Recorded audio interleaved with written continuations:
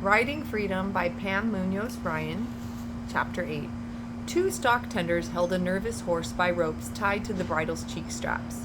Ebenezer had been right. Many of the horses were feral and had never been broken, and that made them even harder to shod. Charlotte got into position and pulled up the back hoof.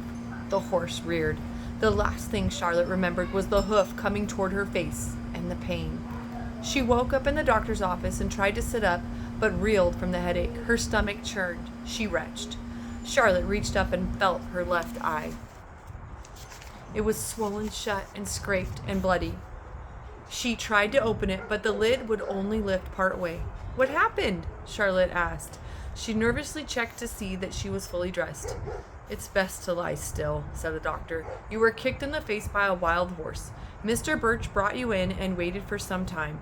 I assured him that I'd take good care of you, but that I needed to keep you here overnight. I'm afraid you might lose the sight in that eye." "What's a girl trying to shoe a horse for?" "What?" Charlotte said. "You're dressed like a young man, and those hands are calloused like a ranch hand, but I'm a doctor, and I know a girl when I see one." He stared at Charlotte. "I need my job," said Charlotte, "and I couldn't work if anybody knew. If Mr. Birch knew." "You don't need to give me a long, drawn-out explanation. You're not the first woman pretending to be a man that I've ever treated. I'm not going to tell anyone, including Mr. Birch. Now, don't move a minute. I'm going to put on this ointment." Charlotte flinched as the doctor dabbed on a foul-smelling medicine. "I've got one lady out past town whose husband's been gone to the gold mines for 2 years, and nobody thinks he's gone. She's been pretending to be him all this time. Saved her from many a problem. Had another patient some years ago whose husband was killed by bandits. She dressed in his clothes for several years to protect herself and her children in the wilderness. Held off a few raids, and everyone thought it was him. When her sons got old enough, she changed back and told everyone the true story. Don't you worry about me." "What about my eye?" asked Charlotte. "When the swelling and the bruising goes down, we'll know more. But it'll be cockeyed at least. And like I said, it might be blind." "How soon till I can drive again?" asked Charlotte. "You won't be driving anytime soon," said the doctor, "and I don't know anyone who would hire a driver with only one good eye." Charlotte felt sick again. She didn't know if it was from the pain or from her bad luck. She hadn't even driven a single stage run in California, and now she couldn't see out of one eye. How could she work? How would she get enough money to buy property? She wished Ebenezer was here, or Hayward, but they were 3,000 miles away. She lay back down on the doctor's table, and the room swirled around her. She retched again. The next day, Charlotte waited on the bench in front of the doctor's office for James to come and get her. She couldn't see a thing out of her left eye. She looked at the black eye patch she held in her hand, but the doctor said it couldn't be worn until her eye healed. People walking by were alarmed when they saw her. Some stared and then turned away, except for the children who just plain stared. Others stopped and asked questions like it was their business. Charlotte slumped over and kept her head down. She had spent years trying to blend in and not be noticed, and now everyone walking by examined her face. She was self-conscious and embarrassed. One little child started crying when he saw her. She felt like a monster. Finally, James pulled up in a wagon. "Charlie, it looked like you wrestled a bull and the bull won," he said. "Come on now, let's get you back to the stable." Riding back, Charlotte had only one thing on her mind. "James, how soon till I can drive?" "Frank and I already discussed it, and you can't drive with only one good eye. We can't take a chance, not with business so good and our name's at stake, but you can stock tender for us as long as you like. That's the best we can do." After Charlotte got back to the stables, she shut the door of the small storeroom and lay down on the bunk. Silent tears stung the cuts and scrapes on her hurt eye and blurred the other. "How am I going to get where I'm going if I can't see?" she thought. The crying made her bad eye swell even more, but just like that day at the orphanage when Hayward left, once she started, she couldn't stop until every tear was given away. With the eye patch, Charlotte looked a little like a pirate, and folks around the livery started calling her One-Eyed Charlie. She didn't mind because people accepted the eye patch much easier than they did a crooked, deformed eye. What she did mind was not being able to drive. As much as she tried to be grateful for her job, her heart wasn't in it. She ached to get out and ride the countryside. She had learned to love the freedom of driving as much as she loved her animals, the feeling of being in charge, of folks trusting that she knew the way, and of knowing her team. When she drove, her horses seemed almost to know what would be expected of them without a word being spoken. Sometimes it seemed like magic. After a month, Charlotte was itching to sit in the box seat, and since stock tenders didn't make nearly as much as stable drivers, she missed the money too. One moonlit night, Charlotte walked around the back of the stables and caught her reflection in a barrel of water. She looked hard at herself. She lifted the eye patch. Her left eye was crooked and twisted. Her face had weathered. Her hair was straight and too long. Like most ranch hands, she had it pulled back and tied in a tail. It was a knotted mess from being under a hat. She smoothed her cheeks with her hands, hardly recognizing herself. She remembered another night long ago when she had looked at herself in a pool of water. What had she wanted back then? She had wanted to be out of the kitchen and riding horses. She had wanted to find Hayward again someday and to have a ranch of her own. She'd been stubborn enough to think that somehow she could do it all. Now her dreams were slipping away, and it frightened her clear to the bone. Riding coaches was the reason she'd come to California, and it was the way she was going to make it here. She took out her kerchief and dipped the corner in the water and wiped her face. What had Vern told her? That she had to do what her heart tells her? The only way to get my ranch is to keep riding and driving horses, she whispered to herself, and that's what I aim to do.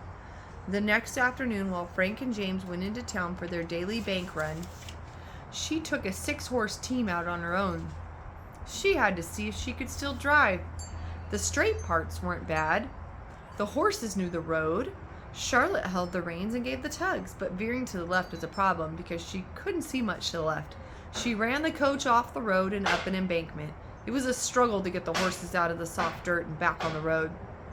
Now I'll know what not to do next time, she said to the horses. The next day, she overturned the coach completely, but was able to jump free. What was she doing wrong? She knew how to drive a team. She didn't need training with the horses or the ribbons. She knew those things by heart. It was her eyes she didn't know. She needed to train her one good eye. She needed to learn how to use it all over again. She started taking a smaller team out every day. First, a 2-horse team, then a 4, finally with 6 in the hand. Charlotte had been proving herself her whole life, and she wasn't about to stop now. She didn't even care if Frank and James caught on to what she was doing. They might as well see me trying, she thought. She learned the different sounds the horses' hooves made on different types of roads. If the road was hard, the hooves made a hollow clopping sound. If the road was soft, the hooves made a dull thudding sound. She relied on her one good eye to take over for the other. She trusted her senses and the 6th sense she had for handling horses. Charlotte drove back and forth over her route and memorized every rock and tree. She set a goal for herself. If she made 10 clean round-trip runs, she'd know she was as good as the next driver. After that, she'd just have Frank and James to convince. After the 10th clean run, Charlotte went to James. I want to drive the stage run over the river. Now, Charlie, we've been over all that. Me and Frank think you ride with me, and if you don't think I'm fit, then I won't bother you again, said Charlotte. What will the passengers say about your eye patch? Said James. Just tell them it's to frighten off bandits. They won't know any different. I don't know. Charlotte defended herself. You know my reputation. I traveled all this way. Riding coaches is the whole reason I came to California, and I came because you asked me to come. You know I've been practicing.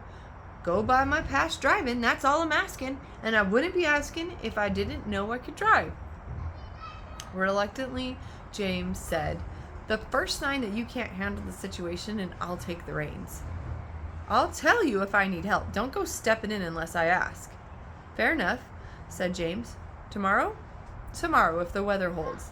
I ain't gonna be a fair weather driver, said Charlotte. I want to drive, same as usual, like all the other drivers. Well, I guess you deserve that much. Tomorrow, rain or shine.